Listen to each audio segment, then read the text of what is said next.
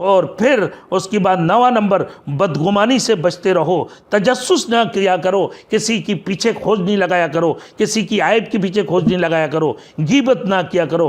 उसके बाद 12वां नंबर उसूल जो फरमाया कि अल्लाह ने कबीले, ख़ानदान, बरादरी, रंग व नस्ल की बिना पर एक दूसरे पर फ़ख्र ना करो, एक दूसरे पर फ़ख्र ना करो, बल्कि अल्लाह के नज़दीक तुम में से सबसे ज़्यादा बाइज़्ज़त हुआ है जो ज़्यादा फर्जगार है। अल्लाह हम सबको अमल करने की तौफीक अता फरमाए। अगर इस 12 उसूल के ऊपर पूरे इंसान, पूरे के पूरे इंसान अगर आ जाए तो ये 12 इंसानी माशरे की दुरुस्तगी के लिए, इंसानों के लिए ज़रूरी है। पूरे इंसान कहलाने की लायक होंगे। सही मानो ये 12 उसूल के मानने वाले हकीकी मुसलमान है और हकीकी इंसान है।